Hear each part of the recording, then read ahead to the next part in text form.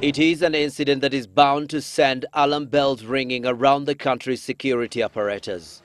A brazen attack on a campaign rally in Mtwapa, where Fisheries Minister Amason Kingi and Kilifi Senate aspirant Stuart Madzayo were addressing border operators. It is said that as the rally went on, a group of people confronted the politicians and their audience and attacked them. They were infuriated by the campaigns and were chanting slogans against the election being held in the coast region, according to some sources. They reportedly slashed the minister's bodyguard, critically injuring him. In the ensuing fighting, angry members of the public descended on the attackers and killed 3 of them. The minister's bodyguard was rushed to the Jocham hospital, but he was pronounced dead on arrival. One advocate, prominent advocate, Stuart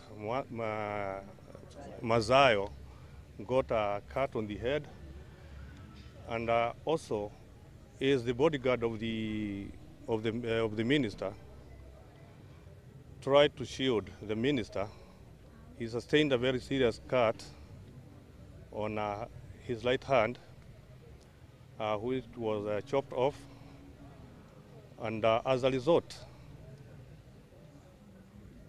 of that commotion, or during that commotion, the minister managed to escape and he went and hid within one of the residents within. The bodyguard was lodged to Jocham Hospital, where he succumbed to the injuries while undergoing treatment.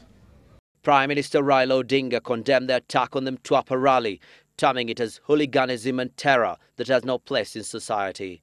The Premier also sent his condolences to the family of the slain bodyguard of Kingi and passed his commiseration to Kingi and Madzayo, who were also targeted by the attackers.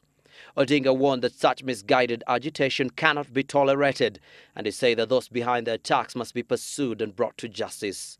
For Kingi, this is yet another lucky escape. In late March this year, he survived a grenade attack when the explosive device was thrown into a crowd at Mtwapa Christian Crusade when he was on his way to officially open the Pata Pata International Club.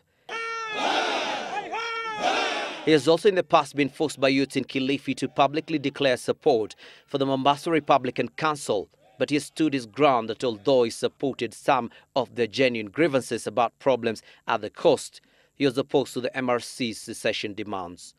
Although the MRC has not been linked to the latest attack, some of its supporters have in the past warned that elections will not go on at the coast come March 2013, as the coast residents would boycott the exercise.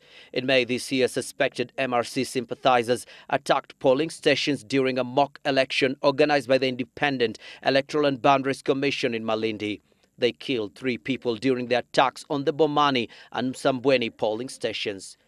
The threatened polls at the coast cannot be taken lightly, given recent reports that the IEBC coordinator for Mombasa, Kwale and Taita Taveta has to travel with bodyguards following threats directed at her.